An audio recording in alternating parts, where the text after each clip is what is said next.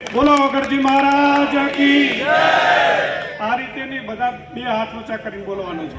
બોલો ગઢજી મહારાજ કી હું કઈશ દિયોદર માંગે આપને કહેવાનું છે ઓગળ જિલ્લો દિયોદર માંગે દિયોદર માંગે દિયોદર માંગે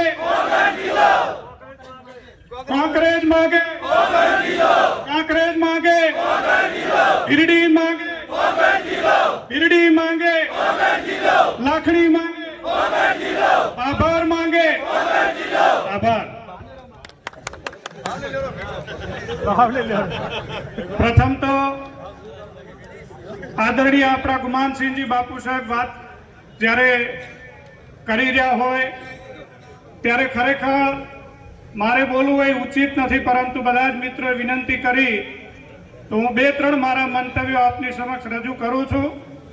પ્રથમ તો છેક અમદાવાદથી મીડિયા આપણી નોંધ લેવા માટે આવ્યું છે, એટલે એમનો જબરજસ્ત આખા મીડિયાનો તાળીઓ પાડીને આપણે આભાર માનીએ કે આપણી લાગણી અને માગણીને મીડિયાના બધા જ વિનંતી અમદાવાદના મારા મિત્રો હતા, મેં વિનંતી કરી હતી, બધા જ પાલનપુર અને અમદાવાદથી ઉપસ્થિત રહ્યા છે, એટલે એમનો પણ હૃદયથી આભાર। આજે ટૂંકી નોટિસમાં સમગ્ર દિયોદર મત વિસ્તાર કાંકરેજ ભાભર ભીરડી અને છેક લાખણી વિસ્તારમાંથી વિશાળ સંખ્યામાં લોકો યુવાનો વડીલો ઉપસ્થિત રહ્યા છે। આજે મારે બે વાત કરવી છે કે માત્ર વાતો કરવાથી આપણે કંઈ નહીં મેળવી શકીએ। મારે આ મંચ ઉપરથી કહેવું જોઈએ કે ઓગળ જિલ્લા સંકલન સમિતિ જે પ્રયત્નો કરતી હતી એમાં જિલ્લા કોંગ્રેસ તરીકે અમે ક્યાંક ઇન્વોલ્વ થઈએ કે મંચ ઉપર આવીએ તો કદાચ આ દિયોદર મત વિસ્તારને જિલ્લો બનતા અટકાવવા માટે કોઈને કોઈ કંઈક આ તો કોંગ્રેસ વાળા પ્રયત્ન કરે છે, એટલે આ વિસ્તારના ધારાસભ્યશ્રી હોય, ઓગળ સંકલન સમિતિ હોય, સ્વૈચ્છિક સંસ્થાઓ લડત લડતી હતી, એમાં અમારું મુખ સમર્થન હતું। પરંતુ આપ સૌએ જોયું કે 1 જાન્યુઆરીએ આ દિયોદર તાલુકાને જે હાલતો અન્યાય થયો એને થરાદ જિલ્લો બનાવીને આપણી વર્ષો જૂની માંગણી ઓગળજી મહારાજ એટલે હું મીડિયાને વિનંતી કરું છું કે આ વિસ્તારની અંદર લોક દેવતા તરીકે મનાય।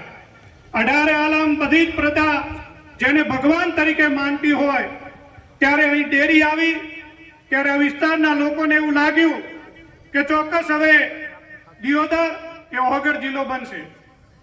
એના જિલ્લાના નકશાઓ પણ વાયરલ થયા ત્યારે આપણે સૌને હરખ થયો, આપણા સૌને દિયોદરની જનતાને વર્ષો જૂની માંગણી હતી કદાચ જિલ્લો મોટો છે અને દિયોદરનું વિભાજન કરી ઓગળ જિલ્લો બનાવવામાં આવશે, પરંતુ આપણું સપનું, આપણી ઈચ્છાઓ, આપણી મનોકામનાઓ ઉપર જે 1 તારીખે આ નિર્ણય કરી અને કુઠાઘાત કર્યો છે એને આ વિસ્તારની જનતા વખોડી કાઢે છે। આજે થરાદ કે ભાગ જિલ્લો બન્યો એને દિયોદર તાલુકાને કોંકરેજ તાલુકાને વિરોધ નથી, તમે જિલ્લો બનાવ્યો છે, થરાદ બન્યો, સારી બાબત છે, પરંતુ એ નાનો જિલ્લો બનાવીને યા તો દિયોદરને એનું હેડક્વાર્ટર બનાવો, દિયોદરને એનું મુખ્ય સેન્ટર બનાવો, એવી આપણી સૌની માંગણી છે। એ ન કરી શકો તો આગળ જિલ્લા તરીકે એમાં કોંકરેજ તાલુકાનો સમાવેશ કરો, લાખણી તાલુકાનો કરો, ભાભર તાલુકો હોય, ભીલડી તાલુકો બનાવો અને એક નવો આગળ જિલ્લો અસ્તિત્વમાં લાવો, એવી આ વિસ્તારની આજુબાજુની જનતાની માંગણી છે, પરંતુ આપણી માંગણી કોઈ સ્વીકારી નથી। ત્યારે મારે કહેવું જોઈએ કે આપણા વિસ્તારના ધારાસભ્યશ્રીને પણ હું વિનંતી કરું છું, આજે પક્ષાપક્ષી પર રહી પ્રજાએ એમને ચૂંટ્યા છે ત્યારે એમનું સમર્થન છે, છતાં પણ મારી વિનંતી છે કે હવે એમને ખુલ્લું આવવું પડશે, જેમ માવજીભાઈ ખુલ્લા મેદાનમાં રાજ્ય સરકાર સામે આવ્યા છે, આપણા ધારાસભ્યશ્રી પણ આવે એવી પણ આજના તબક્કે વિનંતી કરું છું।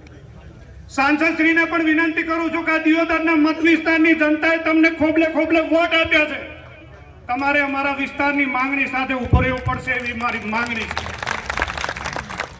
હું આ રાજ્યના મંત્રીશ્રીને, માન્ય અધ્યક્ષશ્રીને પણ વિનંતી કરું છું કે આપનું કદ વિશાળ છે, આપ સત્તાનો સારો ઉપયોગ કરી આ વિસ્તારની જનતાને ન્યાય આલો, આ જનતાની સાથે અન્યાય ન કરો, એવી પણ વાતના તબક્કે વિનંતી કરું છું।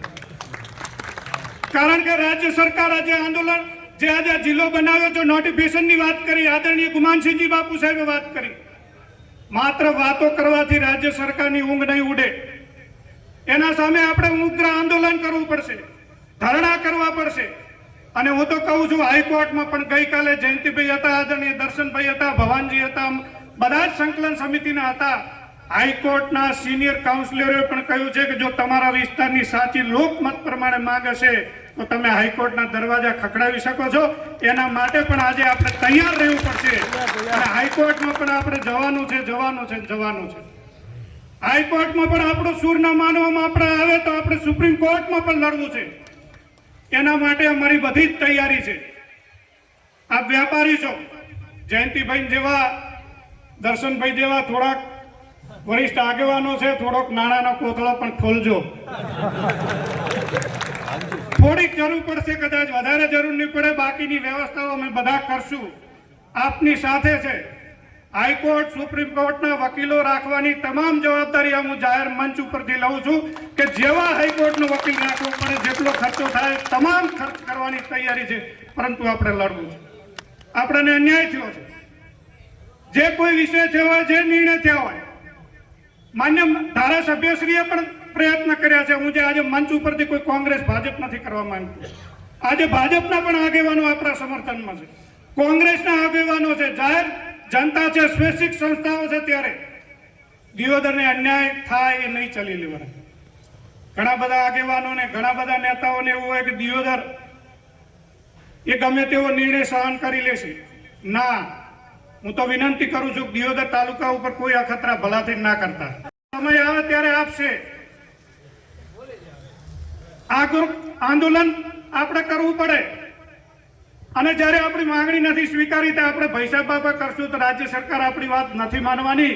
કે ભારતીય જનતા પાર્ટી હોય, કોંગ્રેસ હોય, સ્વૈચ્છિક સંસ્થા હોય, પૂરી તાકાતથી લડવું પડશે. અને એને લડવા માટે આપણે સૌએ એક નવું બનવું પડશે. આજે આપણે એક મહાપંચાયતનો કાર્યક્રમ આપ્યો. આપણે ભૂખ હડતાલ પણ કરવી પડશે, અનશન પણ કરવું પડશે. હું માનું છું ભારતીય જનતા પાર્ટીના આપણા ધારાસભ્ય શ્રી, પદાધિકારીઓ, સ્વૈચ્છિક સંસ્થાઓ માન્ય મુખ્યમંત્રી શ્રીને એક વખત મળે, પ્રયત્ન કરે. હજી આપણે 1% આપીએ. નહીં તો મારી પાછી એક વિનંતી છે કે અમે જે સ્થિતિમાં જે છીએ ત્યાં અમને રહેવા લો. આ વાત પણ આપણે સૌએ કહેવી પડશે. અમારે થરાદ નથી જવું, આપણે પાલનપુર અનુકૂળ છે. અહીંથી રેલવેમાં પણ બેસીને આપણે જઈ શકશું.